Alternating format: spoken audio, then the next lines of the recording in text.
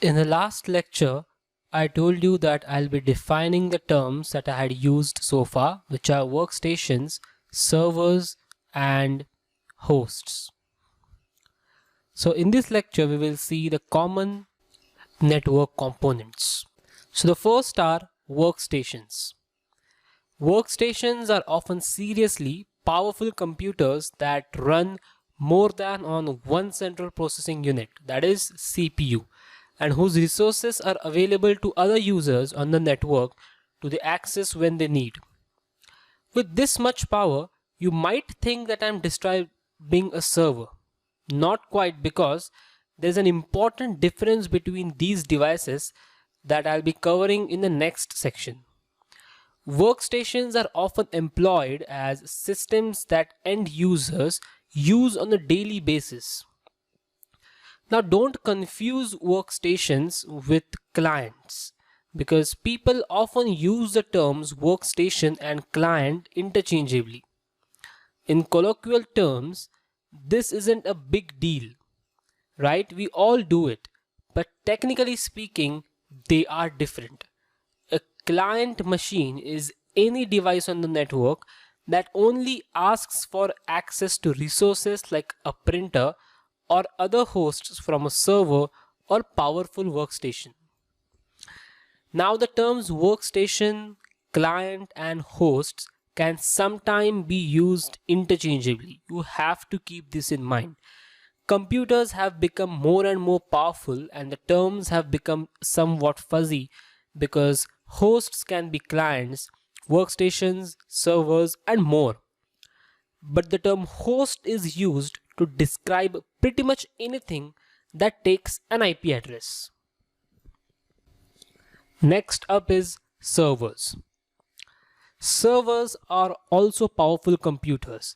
They get their name because they truly are at the service of the network and run specialized softwares known as the network operating system to maintain and control the network.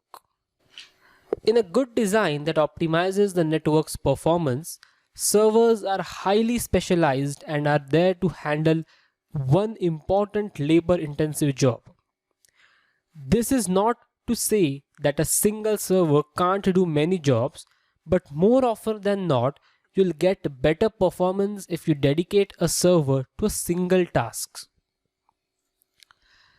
As we all know, a client asks for resources and server provides those resources to the client. Now we'll have a look at different types of common servers that you may come across. First is the file server, which stores and dispenses files.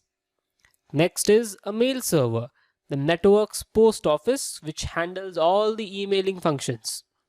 Then is the print server, which manages printers on the network. Web server manages web-based activities by running hypertext transfer protocol, that is HTTP, for storing web content and accessing web pages. Do not worry, I'm going to cover all the protocols in upcoming sections.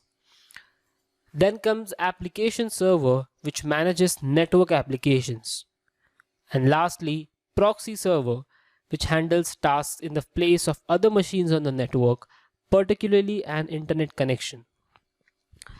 As I said, servers are usually dedicated to doing one specific important thing within the network. It is not always true. Sometimes they have more than one job. But whether servers are designated for more job or single job, it is the job of network administrator to decide depending upon the requirements of the organization or the clients. And no matter what, they will all serve a number of client machines irrespective of whether a server is dedicated for a single job or multiple jobs. And lastly, hosts. Now this can be kind of confusing because when people refer to hosts, they really can be referring to almost any type of networking devices. If you ask your friend what is a host, he may say a host is which has a computer device, which has servers and blah blah blah. So it is quite confusing. But if you dig a bit deeper, you'll find that usually this term comes up when people are talking about resources and jobs that have to do with the transmission control protocol or the internet protocol, that is the TCP/IP protocol. We will be having a brief section on TCP/IP protocol in one of the sections and the courses. Now, the host means any network devices that has an IP address. Yes, you'll hear the IT professionals throw this term around pretty loosely, but for many certification exams, stick to the definition of being a network device which has an IP address. Now, here's a bit of background regarding hosts. The name host uh, comes back from the Jurassic period of networking, when those dinosaurs known as mainframes were the only intelligent devices able to roam the network. These were called hosts. Whether they had TCP/IP functionality or not, it is not known.